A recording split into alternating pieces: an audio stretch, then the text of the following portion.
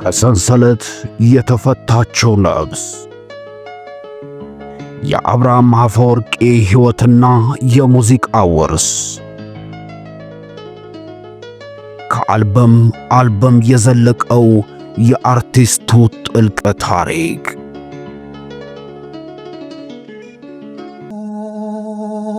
በቀይ ባህር ዳርቻ ላይ በምትገኘው ኤርትራ ውስጥ የዘመናት ትግልና የሕዝብ ስሜት በሙዚቃ ውስጥ ተንጸባርቋል። ከእነዚህም ድምጾች መካከል የአንድ አርቲስት ድምጽ ልዩ ስፍራ አለው። ስሙ አብርሃም አፈወርቂ ይባላል።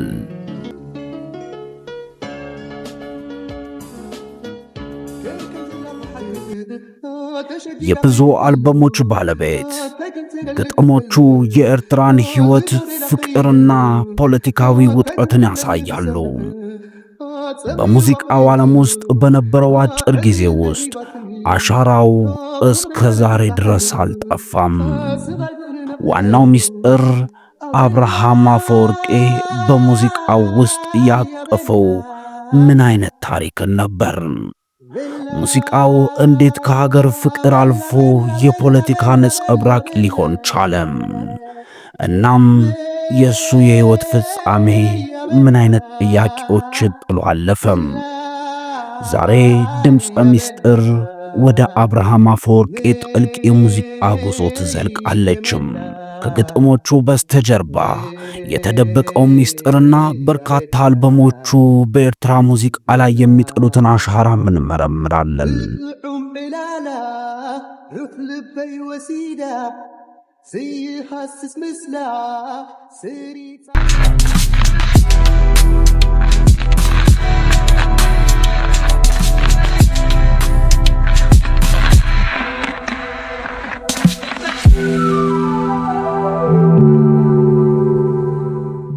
አበስመራ ተወሊደ ገና በቆልዓይ ፋንፋን ምጽዋት ጀሚረ ቤት ትምህርት ማለት ነው።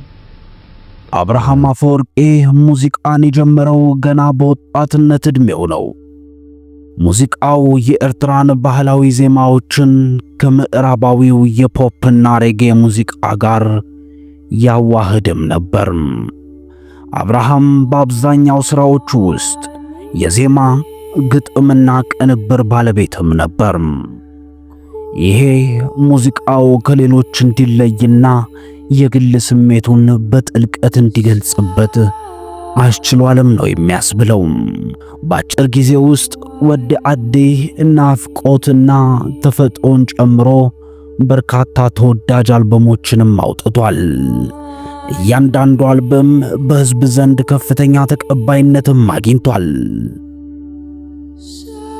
ሙዚቃው ስለ ንጹሕ ፍቅር፣ ስለ ናፍቆትና ስለ ትውልድ ትግል ይተርክም ነበር።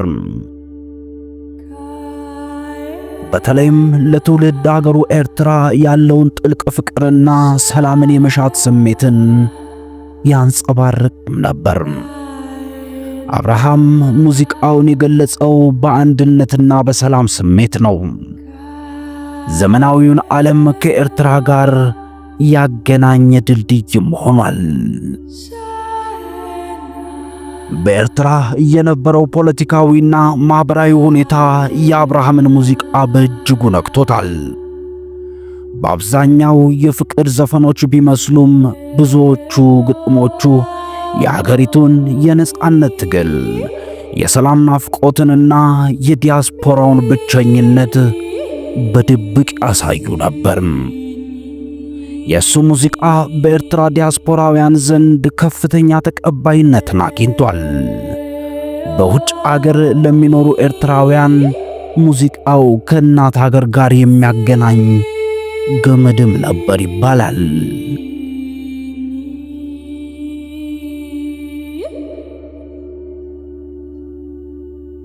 የሙዚቃው ኃይል በኤርትራ ሙዚቃ ውስጥ ታይቶ በማይታወቅ ሁኔታ የሕዝብን ማንነትንና የውስጥ ስሜትን የሚያንጸባርቅ ሆኖ ነበር። አሳዛኙ መጨረሻም የአብርሃም አፈወርቂ ሕይወት ፍጻሜ እንደ ሥራው ሁሉ ድራማዊና አሳዛኝ ነበር። እንደ አውሮፓውያን አቆጣጠር በ2006 ዓመተ ምህረት አብርሃም በኤርትራ በሰሜናዊ ቀይ ባህር አካባቢ በድንገተኛ የባህር አደጋ ምክንያት ሕይወቱ አለፈም። ይህ ድንገተኛ ሞት በኤርትራውያንና በሙዚቃ አፍቃሪያውያን ዘንድ ታላቅ ሐዘንን ፈጠረም። ምንም እንኳን ሕይወቱ ባጭሩ ቢጠናቀቅም አብርሃም ከ8 በላይ የሆኑ አልበሞችንና በመቶዎች የሚቆጠሩ ተወዳጅ ዘፈኖችን ጥሎ አልፏል። የሱ ሙዚቃ እስከ ዛሬ ድረስ በሰርግ በበዓላትና በዕለት ተዕለት የኤርትራውያን ሕይወት ውስጥ ይሰማል።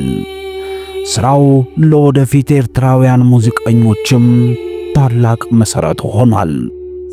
አብርሃም አፈወርቂም በአጭር ጊዜ ውስጥ እጅግ ብዙ ሥራዎችን በመሥራት የኤርትራን የሙዚቃ ታሪክ የለወጠ ታላቅ አርቲስት ነው። አብርሃም አፈወርቂ የሙዚቃው ኃይል፣ የሕዝብ ታሪክ፣ ፍቅርና የፖለቲካ ትግል እንዴት መግለጽ እንደሚችል ያሳየን አርቲስት ነው።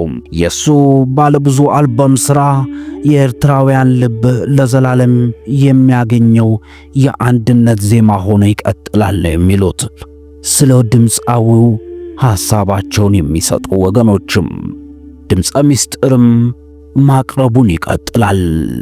በዓለም ላይ ያሉ ትልልቅ እንቆቅልሾችን ስንመረምር ትልቁን ምስጢር የሚፈጥሩት በችግር ጊዜ የሚታዩት የኪነ ጥበብ ኃይልና የሰው ልጅ መንፈስ መሆናቸውን እንረዳለን። ለተጨማሪ ጥልቅ የትረካ ጉዞዎች ሰብስክራይብ ያድርጉና የደውል ምልክቱን ይጫኑ።